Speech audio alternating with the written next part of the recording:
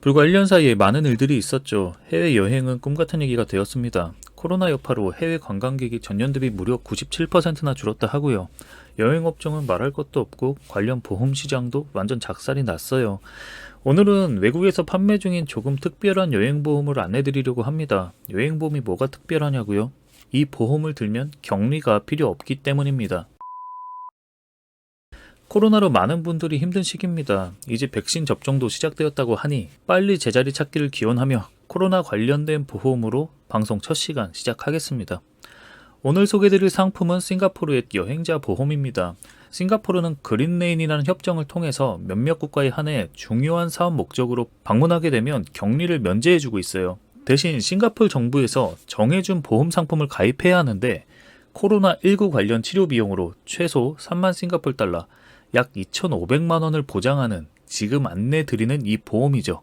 우리나라도 그린레인이 협정되어 있지만 연초 갑자 폭증으로 인해 현재는 중단된 점을 참고하시기 바랍니다. 그럼 다시 본론으로, 보험사는 HL 애슈랑스예요. 상품명은 코비드-19 인슈런스, 즉 코로나19 보험이죠.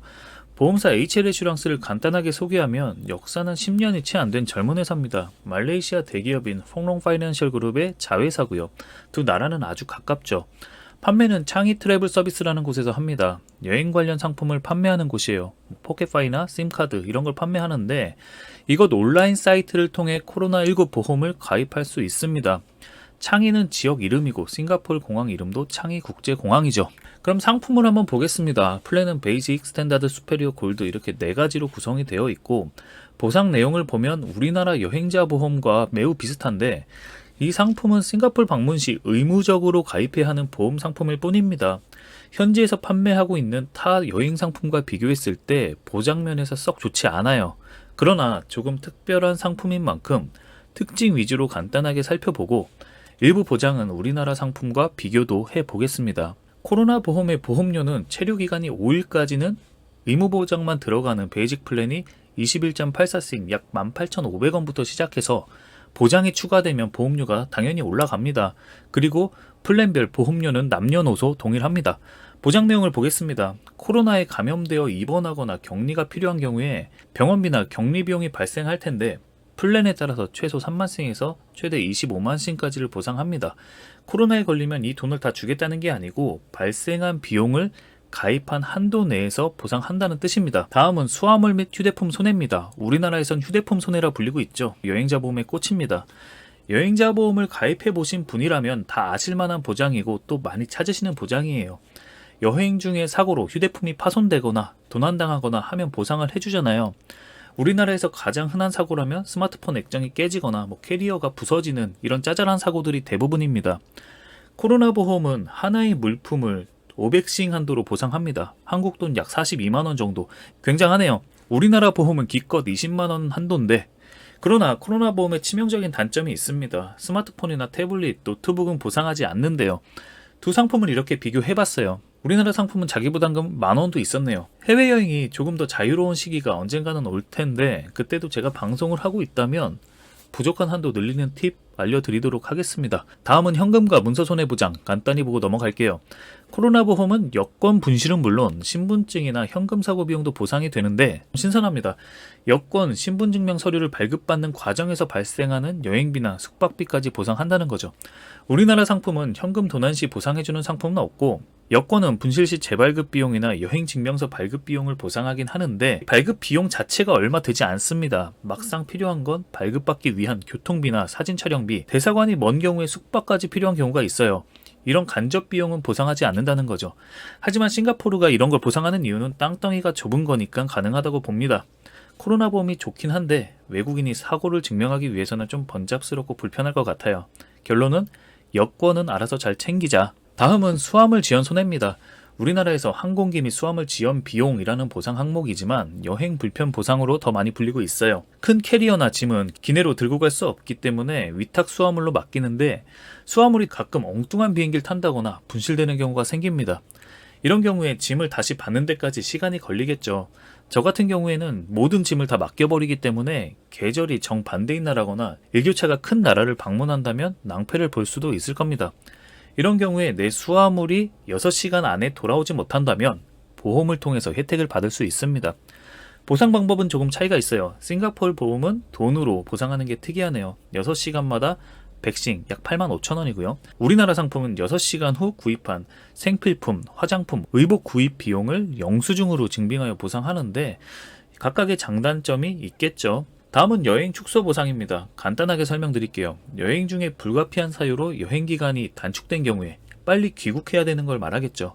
비행기 티켓 또는 숙박 미사용분을 보상하는데 이건 우리나라에도 있지만 선호하는 보장은 아닙니다. 다음은 여행 지원 손해입니다. 우리나라는 역시 항공기 및 수화물 지원 보상에서 보상을 하고 있고요. 비행기 출발이 지연되는 걸 말합니다. 보통 두 가지 이유가 있어요. 첫째는 비행기가 고장나거나 수리해야 되는 경우, 그리고 항공사가 파업하는 경우, 이런 경우에는 항공사 과실이라고 할 수 있겠죠. 두 번째는 태풍이나 악천후, 안개 같은 자연재해를 말합니다. 빨리 대체편이 제공되거나 날씨가 좋아지면 문제가 없는데 그게 아니라면 시간이 길어지니까 식사도 해야 되고 숙소가 필요할 수도 있을 겁니다.